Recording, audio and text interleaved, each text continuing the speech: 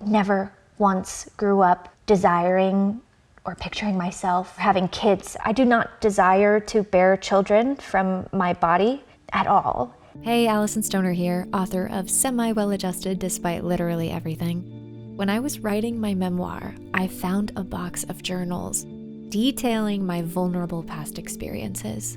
These are diaries from my younger self.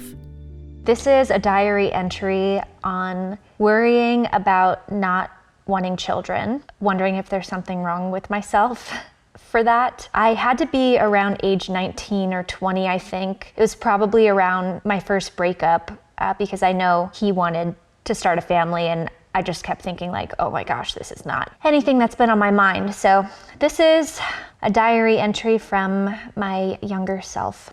Sometimes I feel broken for not wanting children, as if I have some sort of biological defect for not wanting to propagate the species. I feel guilty for not carrying on a family name. I mean, I'm already failing by being female in that regard, and my parents didn't have any sons. Maybe I am irreparably selfish or something, a coward for not wanting to grow up and take responsibility and put my dreams aside. I keep waiting until I heal enough, and then it'll click that it was just leftover fear from not having a functional home, or an example of parents who stayed together and loved each other, or because I didn't even get my childhood, so I'm just worried I don't know the first thing about providing that to someone else.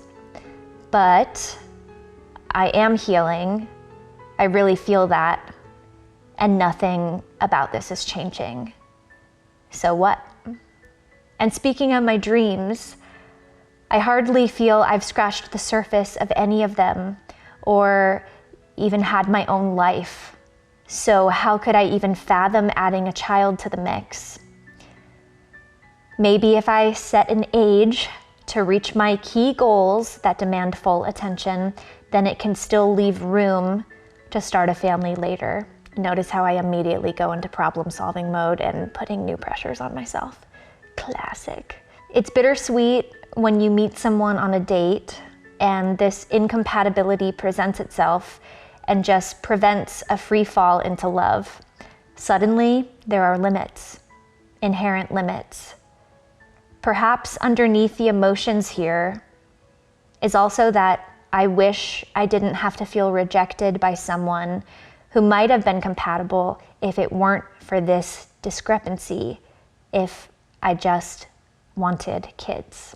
It's hard to read this because I know all of the messages I was receiving at that time, that having kids is life's highest purpose and it's what makes life complete, and anything else would be failure or selfishness. And I remember being confused because I also knew that I wanted to spend my time in service of the collective. I wanted to support families, like as a member of the village, but I would wonder, like, is that okay? Is that enough? Now, thankfully, I can hold multiple truths at once. My honest truth underneath all the conditioning is that I never once grew up desiring or picturing myself having a family, or having kids, I should say.